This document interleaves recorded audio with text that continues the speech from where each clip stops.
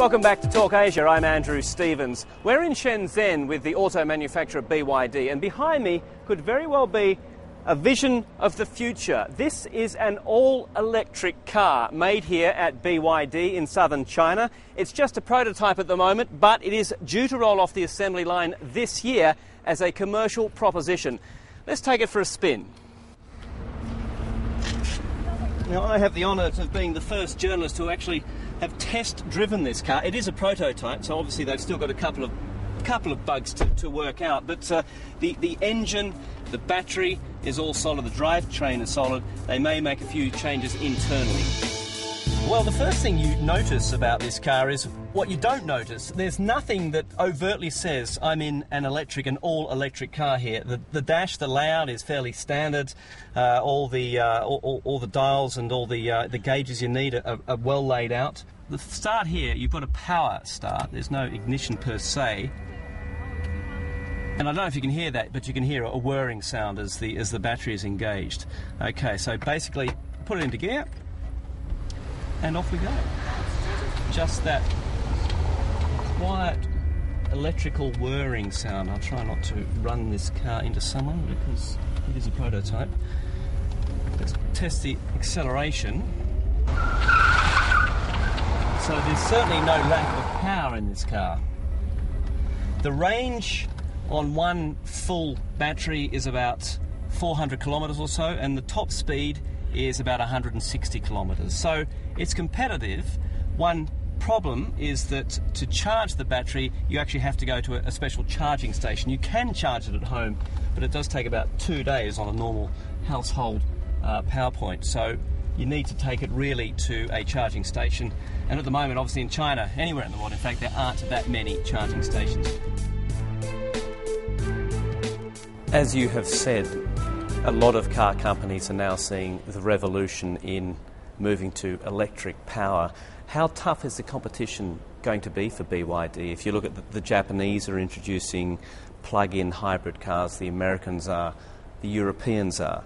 It's going to be pretty tough for you, isn't it? The competition is pretty tough, but compared with that in traditional cars, there is a bit more ease.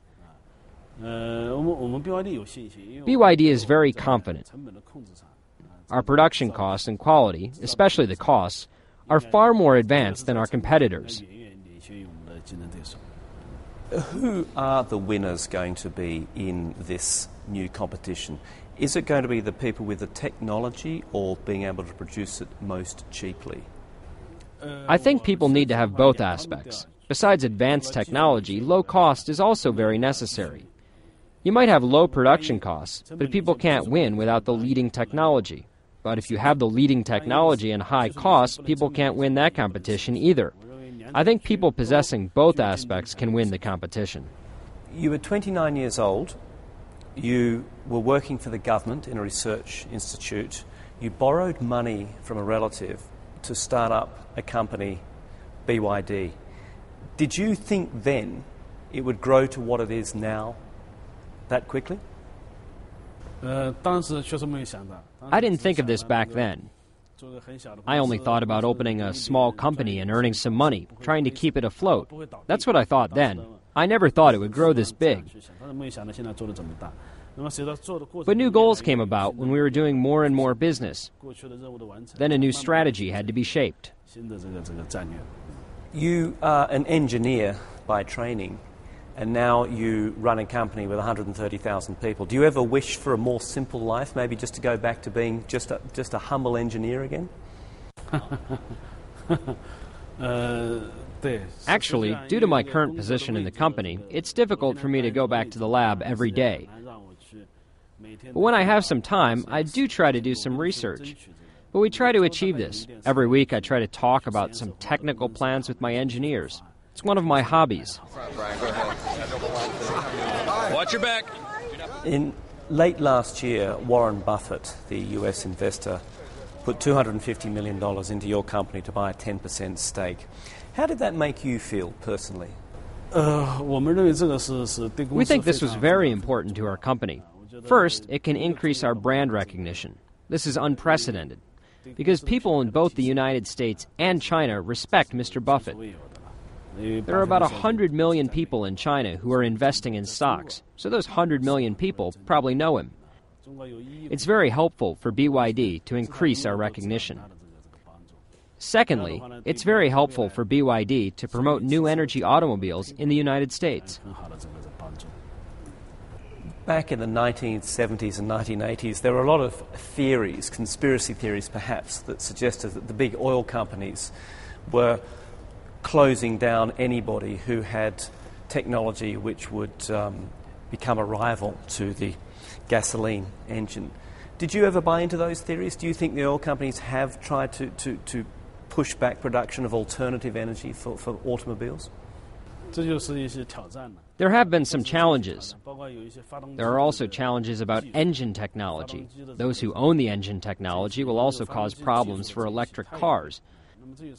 But these challenges can't stop the advantages of electric cars, such as reducing our reliance on oil, being environmentally friendly, and reducing carbon dioxide.